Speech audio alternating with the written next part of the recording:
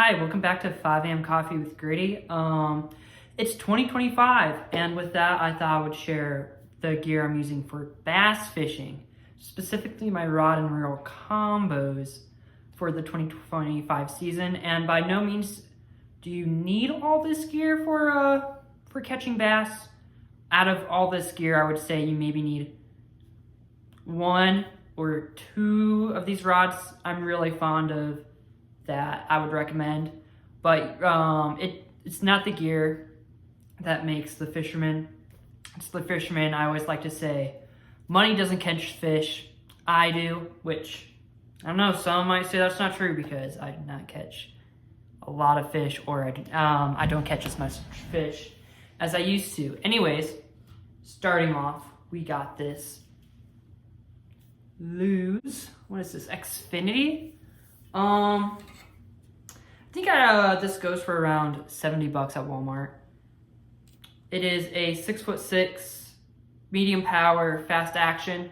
I like this a lot when I'm doing a lot of finesse techniques, wacky worm, drop shot. I love this rod for drop shot. And I also like throwing little tiny swim baits on this rod. Right now I got, I think, 15-pound braid and 8-pound leader material. I was using this the other day with a jerk bait. Caught some nice bass on it. All around great rod. If I was just getting into bass fishing and I went to the Walmart and I wanted to know which rod should I get, this right here, it's all around great rod. I love the action on it. Yeah, it's perfect. All right, next we got, this is a special setup for me. This was my first bait casting combo. This is a Ugly Stik GX2, 6'6", medium heavy action. And on here we got a P. Pflueger President XT. The Ugly Stik goes around for about $40 at Walmart, maybe a bit more, maybe a bit less, depending on where you're at. And the reel itself costs around $90, I think. So around that medium price range for a bass fishing setup. I love this setup a lot. I love Ugly Stik. This is a 2-piece rod. This was my first bait caster ever, like I said. It's great. I've never broke an Ugly Stik.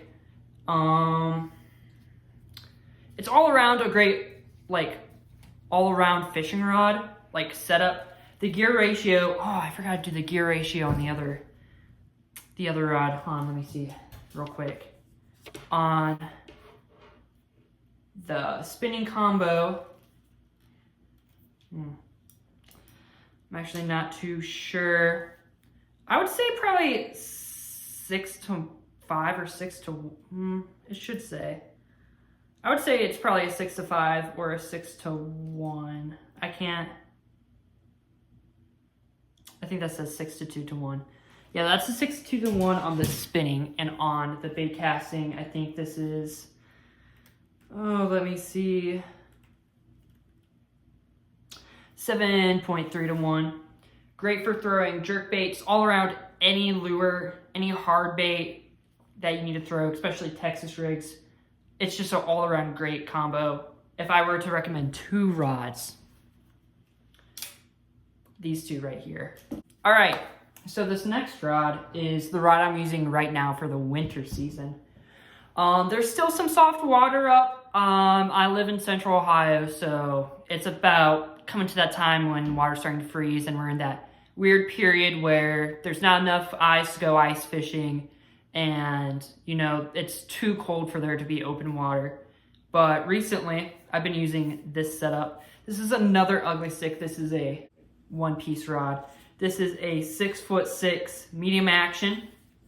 Also around $40-$50 depending where you're at. And on here, I got a Lew's Laser MG. This is a, let's see, 6.8 to 1. Now, for winter fishing, you want a really slow gear ratio. That way you can move your baits in really slow. The bass aren't moving that much, so I like to fish really slow, and that's why I'm using this for the winter. I love the medium action on it. I can really feel one of those subtle bites, especially when using those winter techniques like jerk baits. Sometimes I fish crankbaits really slow. Lipless cranks, I like lipless cranks a lot. Great rod. And in the summertime, I also use this for crankbaits and spinner baits, along with some bigger swim baits too. So I do like fishing the swim baits a little bit slower. I don't know if I said how much the Lew's was. The Lew's was $90 along with the P Fluger, so around that medium price range. Now, this is the next rod. It's a pretty darn long rod, even for me. This is a 6'7" heavy action Lew's Vengeance Next Generation. It's a good rod. I haven't quite got the chance to use it yet. I don't know how well it's gonna hold up. I'm not gonna lie, because I do plan to use this for my flipping and frog rod. On here we got a Abu Garcia. What was this? Revo SX. It's the 4th generation. I bought this, I honestly got ripped off. Right now they're going for, I don't know, the price might have dropped. It's around like $140, $130. Got it for $170. It's a good rod and reel. I got 60-pound braid on here. Again, I use this rod. Well, I plan to use this rod fishing like heavy cover, a lot of weed stuff where I really have to pull not only a bass through if I get a hookup, but also probably around 2 to 1 pounds of vegetation. So I'm probably using this for, you know, throwing really heavy jigs, Texas rigs, maybe if I'm down deeper, and frogs too. And the reason I want a longer rod, a longer length on this rod is so I can have more like power when I'm hook setting. Because if I'm hook setting through a bunch of cover, I want that extra length to create more force. That way that hook stays in that fish's mouth, and also to yank the fish out of those weeds. And with that, those are all the 4 rods that I'm using this year for bass fishing. I said before, if I were to recommend anyone a rod to start off with bass fishing, it would definitely be this Lew's Xfinity. I've heard some stories about the rod tip breaking. I've had a friend who went through like 3 of these, but I've personally never had a problem with this rod, and I put my rods through the ringer, let me tell you. And if I were to recommend a bait casting combo, I would definitely go with the Ugly Stik. They're so durable. This is a little bit of an older generation rod. I got this, I think, 6 years ago.